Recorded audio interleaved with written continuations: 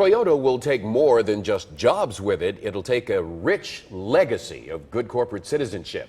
Rob Reifsnyder, the head of the United Way, described Toyota to me this afternoon as an incredible partner and supporter of the United Way.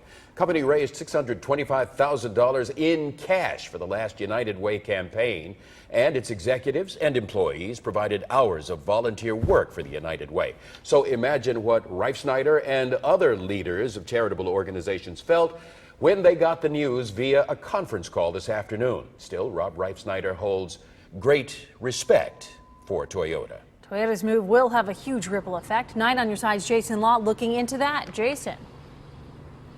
Well, you know, one of the immediate questions following this fallout is how this is going to affect local businesses that were based around Toyota in the immediate Erlanger area, the immediate Erlanger community.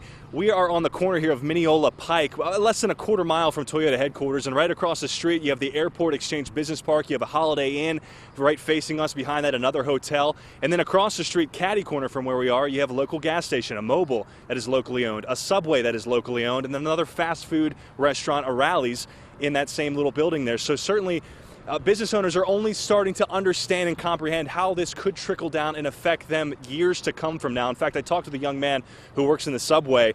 I asked him if Toyota employees go into that restaurant. He says, yeah, all the time. We serve them and we help them out all the time. So there certainly will be some kind of trickle down effect.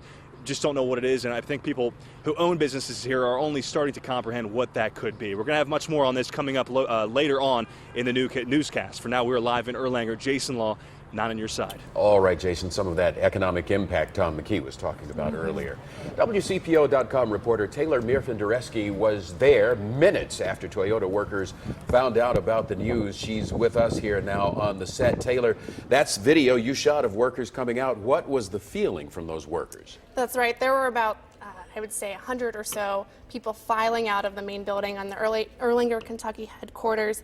A lot of them were just on their phones, kind of seemed very unsure of what the next steps were. I was kind of surprised to see that there weren't a lot of tears I had expected, but it seemed, I had one person tell me that he had more questions than answers. So that was kind of the general feel I was seeing there. So they're not sure about what the next steps are. Do you know what the next steps will be? Will there be more meetings? Just from overhearing phone calls and stuff as they were walking out, it seems like they will be having departmental meetings today, which I think after I saw them, they had just been notified. So I think that's where they'll find out what that means for them. Well, I imagine that must have hit them like a bombshell the way it did us. That's right. I think that a lot of them just seemed kind of shocked, but I think that because they hadn't been told what that meant for them, what was in store, they were just doing what they can just to wait to find out more. Sure. All right, Taylor, thanks. Thank you.